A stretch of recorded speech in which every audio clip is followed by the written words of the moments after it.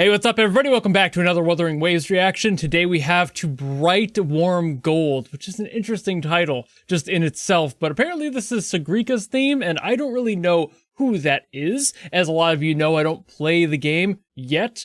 I think it's a few months away where I actually give that a shot, but until then I don't really have a clue, and all I know is that this is a new version with new music, and I'm always excited to hear that. So without further ado, let's go!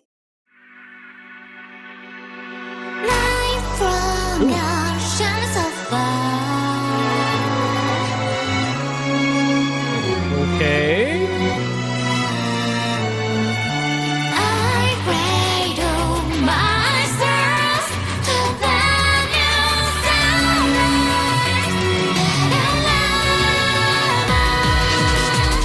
God, that vocalist sounds so much like Cassie Way of Millie.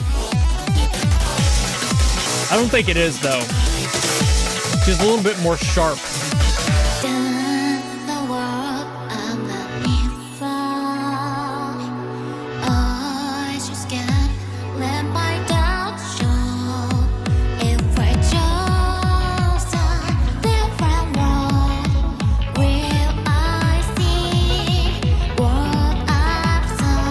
Sitting there rock solid on the floor.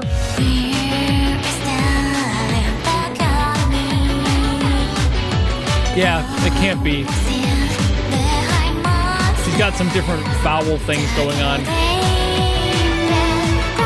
Sounds so uncannily similar though.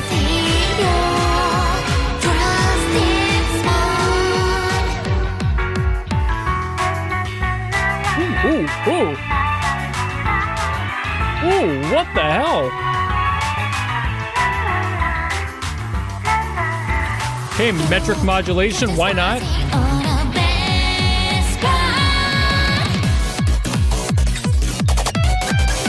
Okay, that's a completely different vibe now.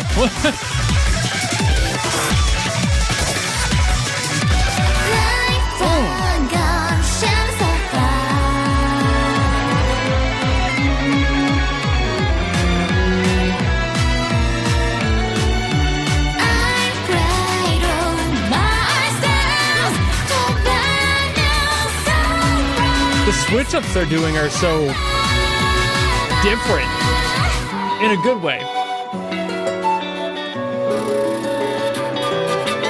Ooh, like flutter? Holy shit. Amazing flute work there.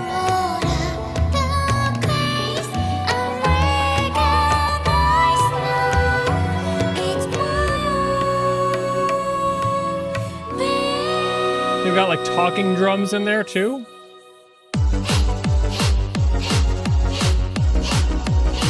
The song is kind of traveling around the world a little bit.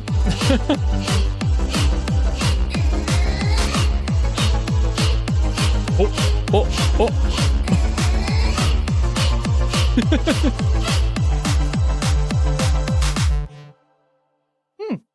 Ending it like that, huh?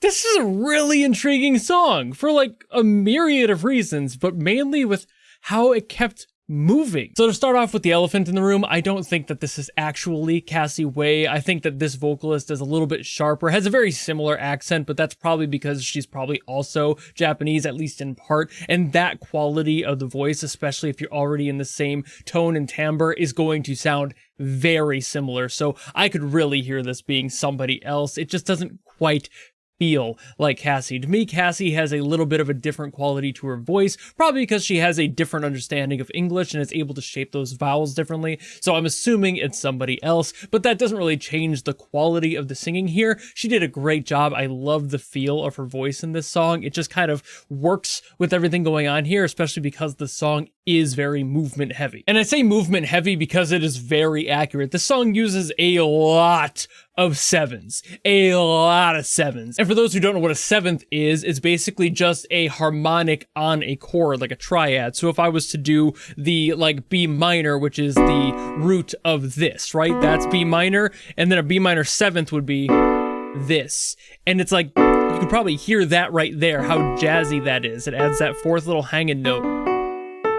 And it just in there, right? It feels really good. I believe there's also stuff like G7, which is, again, you can hear that leaving the hang on there. It doesn't quite feel right, but that's why this song moves around so much. There's so many relationships between the chords that there's very little that doesn't wrap back into that somehow. And when it doesn't have a seventh involved, it's utilizing one of the notes from the main chord. So like, for example, of a transition there, well, like maybe a C sharp, you know, we got a C sharp seventh right there. It just has, again, a little jazzy edge to the quality of it. But then if you were to move that up to an E minor, which does happen at one point in the song, you're keeping that note there, and it's just part of the main triad of E minor. So it just kind of connects really well. But if I leave my pinky on that same note and we just kind of work our way back up, now we have that C sharp seventh. So that works really well with those sorts of transitions, and that's kind of the whole crux of this song, why it works melodically and harmonically.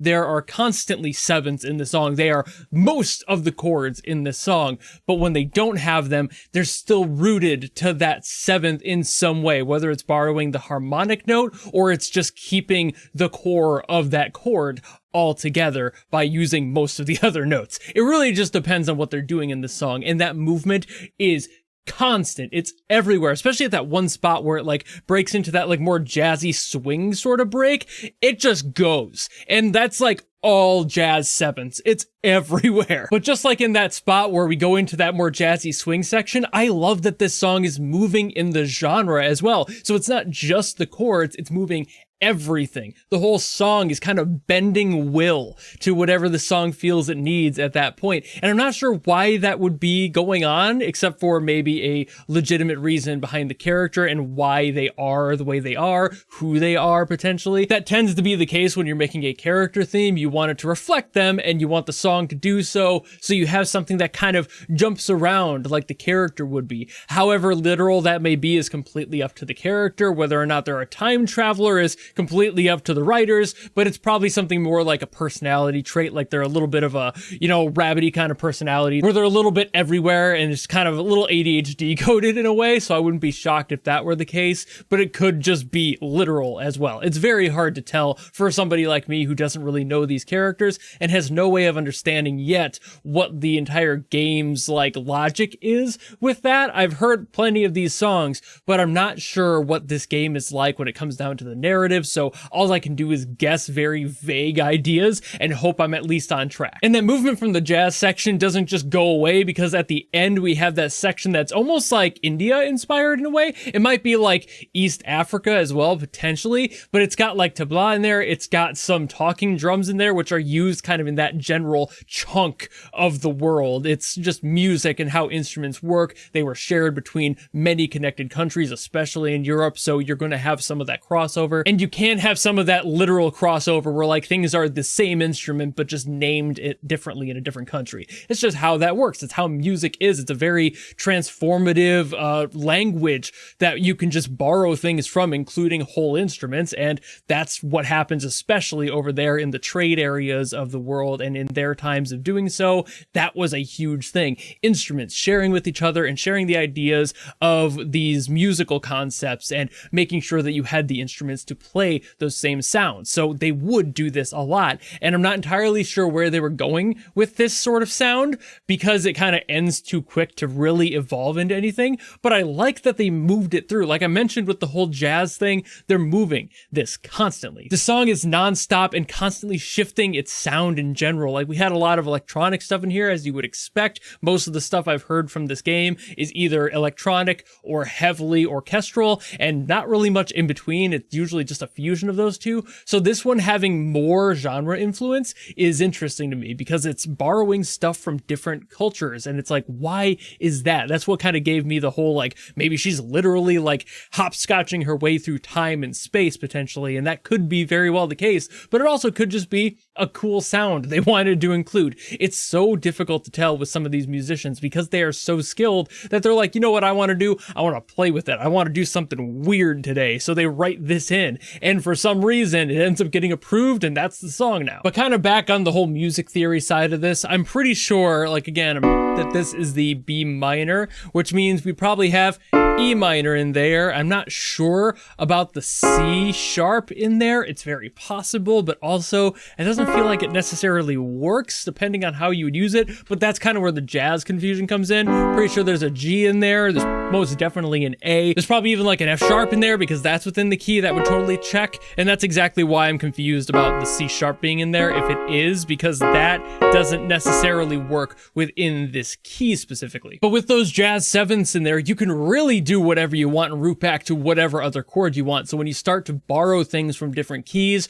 or utilizing the harmonic scales instead of the standard scales, you then get a different basket of options to choose from and places to go that you never could have gone before. And the more that I keep saying it, the more I'm thinking this is very purposeful. That whole like looping to anywhere, having the open opportunity to go anywhere in the music. And I keep mentioning that with like the character and why this song might have that. So it probably is supposed to be like that. This character probably has some sort of an ability like that, or they are just like ADHD code and bouncing everywhere. So you always want to have somewhere to go. And the way that this song is written, it's giving that entirely. From cultural to musical general influence, this song is kind of all over the place. And even having a Japanese singer in here, it's like, okay, so there's that going on too. And it's like, it's a song of everywhere. It kind of hits at least 3 or 4 different continents just looking at the general structure of this song. So the more I say it, the more I'm like, this song's probably about somebody who has abilities or a personality that's very akin to that. But I think that's about all I gotta say on this one. So thank you all so very much for watching. If you have another song you want me to get to from Wuthering Waves, especially this event, by all means,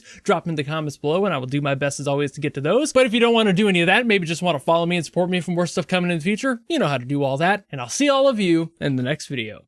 Goodbye!